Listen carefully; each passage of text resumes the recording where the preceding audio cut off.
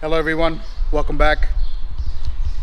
I think it's been 2 weeks since I actually made a video, even though I've been posting almost every week. But we actually moved, as I promised, to our new shop, and we are actually in the new shop. So it's a little messy, just keep in mind we just moved literally like 3 days ago. We finished moving, so everything is in disarray right now. We got everything here, and I just wanted to introduce you guys to some changes and team changes that we had. All this will be taken care of. We're going to, put everything on the walls. We got a lot of room back there. More to come on how the shop is operating. But Kian, real quick. So this is still blueprint. As you know, I'm the tuner, and sometimes I build stuff. But Kian, he's from Milwaukee, Wisconsin, but we're not going to hold that against him, right? Not everybody's perfect. He's our tech, specializing in LSs. That's what we got. And he's also pretty good with Evos. And this is actually Maeda. She is Mo's sister, who is the current owner. And Mo is doing something else. So still in the family, just being ran by her. And this is 50% of the team. We got two more people, Maeda's younger sister, and we have Landon, who's coming. I'm very excited. He actually is a Evo guy. Kian is not an Evo guy. He's a Toyota guy. But like I said, we're not going to hold that against him. So yeah, we have a special episode today. Before that, we're going to get to stuff that we're working on. This is Sal, one of my favorite clients, very funny guy. He is getting our stage 1 head, which is basically cam springs, no porting. We just took the head off, and he's still stock ECU for now. I'm sorry, stock turbo for now, but we're gonna do something with that down the line. So he's gonna complete head build and all the goodies, fuel, still stock ECU and stock turbo. So we'll see how much that makes, stock turbo with large cams and all that stuff, but we'll see. He's also getting a flex fuel tune on this. Typically this stuff, we work pretty quick, but right now with all the crisis with the metals and parts not being available, it is taking a little longer. But I have high hopes that Kian's gonna get this done within a week, including tuning. But let's see what happens. But today, we got everything up and running except the dyno. So we just put it in ground, connected it up, everything works, but we are going to test it. And what better way to test the dyno instead of a customer's car with my own car? We're gonna test the LS3 C6. This is bone stock 2009 C6 Corvette. And when I say bone stock, I mean stock headers, stock exhaust, stock everything. I want to see how much it actually makes in stock form without any tune. And we'll use this as our base. And let's see if it makes enough power. I'll look at some torque curves, power curves, and see what previous tuned Evo does on paper versus this. And maybe later on down the line, I'll race Sal. Just joking. Hang on and stay tuned. Let's see what happens with this C6 Corvette.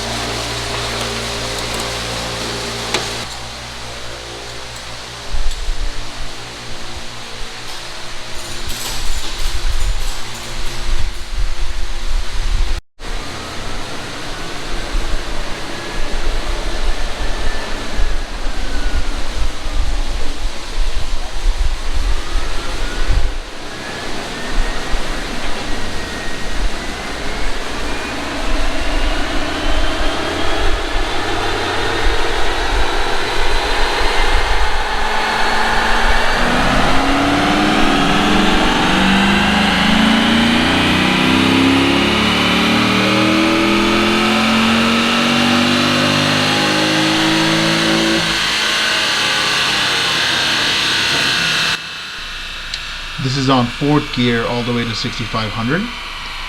Our first pull, and it kind of broke up after 5500 a little bit. I don't know if it was something on the dyno that the tire slipped or if it was ignition breakup, but this is our first run. I'm gonna do this run on 3rd gear just to see the difference, and I'm gonna redo the run again on 4th gear after this run.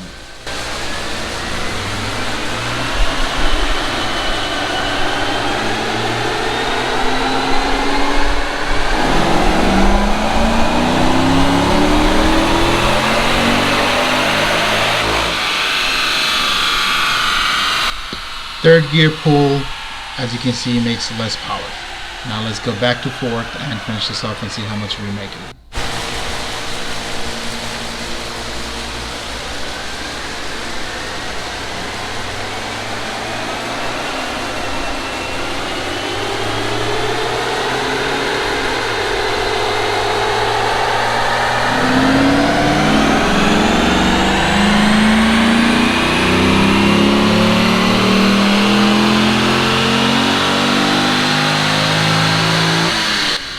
So there you go, 370 and 370 force and torque on a factory LS3 C6 Corvette. Alright, so dyno works. So glad. We're going to compare the notes. We're going to take a look at the graphs. And then maybe later on before I start modifying the vet, we're going to actually, see what it does against one of these cars. But let's take a tour again. Excuse the mess. 3 days ago we moved. This is a bigger shop. Obviously we have an upstairs for inventory and everything, parts. That's the lunchroom for everyone, mostly Keon, because he's always in here with those snacks. We got temporarily customers' parts in here. It's a locked room, but we're going to rearrange everything to a much secure place. And then this is the main office. Again, no furniture. 3 days ago we moved. But what I'm most excited about is Keon, the other technician, and I get our own big room to do our engine builds. And this is a temperature control room, which is very, very important. This one we're doing a stage 3, which is basically ported and cam springs and everything. That's Sal's head. We're doing just cam springs, valves, no porting, but that's still good enough for 8,900 horses. And then we got the Subi going. Finally got the block in for IAG, sorry. Waiting on some parts. We're gonna put that together. We have 4 more heads over there that we got to finish up. 2 engines here, 6 more coming in from our machine shop. And this is my second room, which we're going to start doing drivetrain. We're going to put stuff here, some presses, little things, not maybe fully built, but little things here and there on transmissions and transfer cases. And yeah, let's take a look at the dyno graphs compared to maybe like a stock Evo 10. All right, so this is the final run that we did with the C6 LS3. Remind you again, this is a bone stock. Like I literally just got it from the dealer, and just full exhaust, cat, all that good stuff. It still has plastics and all that. No modifications whatsoever. So supposedly from factory, it's supposed to put down, what was it, like 450 horsepower or something like that. But to the wheels, that's at the crank, but to the wheels, this is what it's producing: 371, 370. So when I first took a look at the graph, I was like, oh, okay, like a bunch of Evo 10s, 8s, 9s is gonna kill me on the street. So I was like, you know what, then before I race, I want to see if my theory is correct, or maybe we can take a look at it together and predict some outcome. I loaded, this is Jacob, if you guys remember, the Koba Evo 10 that made on stock beginning of this year, on stock motor, stock turbo, everything except for fuel, an E85 tune, he made like 400 something. And I think this is achievable for most Evo 10s on stock. So looking at this, it looks like, you know, he got me, or he got this car. But more interestingly, when I was digging into this and I was looking at my speedometer, the truth revealed itself. So right here, if you take a look, you know, this car is producing already, you know, over 300 torque by, you know, what is this, 2,500 RPM, 3,000 RPM. And I started this data log on, the green is the Evo, you know, at 3,500, and by the time he does make the torque, or starts to spool or does whatever, at 55, he's making his peak. So he is making more power, but at the same time, if you look at, I'm going to change this from engine RPM to speed. If you take a look at this graph, is based on speed. You know, by the time he makes his peak, he's at 60 miles an hour, and I am more like 90. So gearing matters, and this shows. And I top out on fourth gear at close to 150 miles per hour, and his top third is 80, and I guess top of third is like 100, and top of fourth is like 120, 105. So this is what's, I think, I have a shot at a stock fully tuned bolt-on Evo 10s. And I don't know, again, we're guessing here. It's just fun to think out loud, I think, and it's interesting to look at. And just for the fun of it, I'm also going to load a Evo 9 that made similar power. Hold on, so let me just put this back to engine speed, and then load the Evo 9. Okay, he's making, this is stock Evo 9 with cams, Evo 9 turbo, and bolt-ons. Okay, so this is in the green. Let's just highlight the C6. Let's see how everybody else does. Again, he's making more power, more torque, but again, a little bit up top. And let's do it by speed. All right, same thing here. The blue is Evo 9. And you know, from here it looks like a bone stock Evo 9 with 9 turbo and whatnot will probably be slower than an Evo 10 if you consider the weight differential. Maybe not, but definitely for sure less than 80 miles an hour on top of third on a stock one on the Evo 9. This is the Evo 9, the blue one. So I think this is the main reason why I have raced a few Evo 8s and 9s, well, since I got the car, and this is the main reason why I think I'm, you know, accelerating away from them. It's because of this. It's the speed versus the RPMs. Okay, so setting it back, I also want to see if the speed versus the RPM in time frames. So meaning I might be at higher speed, but how long after I started the dyno in seconds is that speed taking up? It's a time versus, that's what acceleration is, time versus the speed. Well, change in speed versus time. So let's take it back to speed. All right, I gotta adjust this. Okay, just take it back to speed.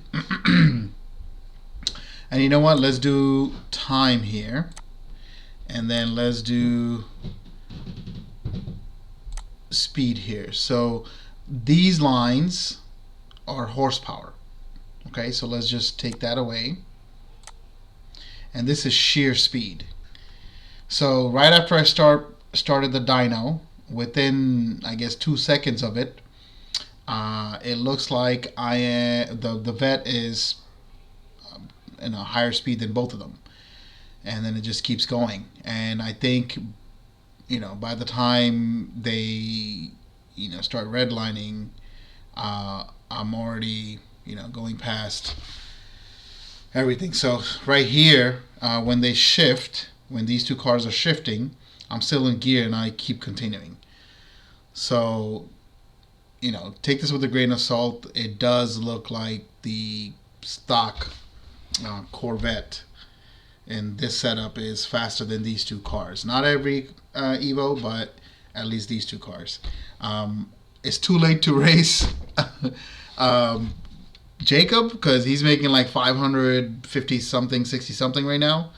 I'll never catch him on that, but this is interesting. And imagine this with 200-300 more horses. So this is going to be an interesting project, and I'm looking really forward to it. Again, I don't know what this means. On paper, it looks like the C6 or Corvette should be faster because of the gearing.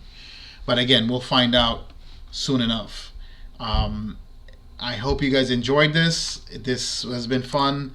It's fun to think out loud. I love to make intelligent guesses, you know, like a thesis, and then prove my theory and whatnot. I love doing that. That's experimenting. That's why I do all this. So this is fun. Now, recently, let me just give you some shop update. We did move to a newer shop. We're not fully operational yet. So as of after July, I think 7th or 8th, we should be fully operational. You can reach out to me through YouTube, and I'll give you a contact info. You can reach out to me on Facebook, BD Alchemist. You can reach out to me on Instagram, BD Alchemist, or the shop's identity, which is Blueprint Autosport, also through Facebook and Instagram. So be mindful that, you know, we are a little busier now. So if I get back to you a little bit later, just, you know, forgive me for that. And yeah, just keep the comments coming. Keep, you know, watching. I love, recently I noticed that there's a up in technical discussion on the YouTube channel, which is amazing. I love that. That's why we're here. I'm actually thinking about doing a website, an Alchemist website, where we can actually, you know, direct communicate all the community, all the people who are watching my stuff together. So, you know, it'll be like a little vlog and, you know, forum. It's not just Evos, it's whatever else, you know, you want to discuss.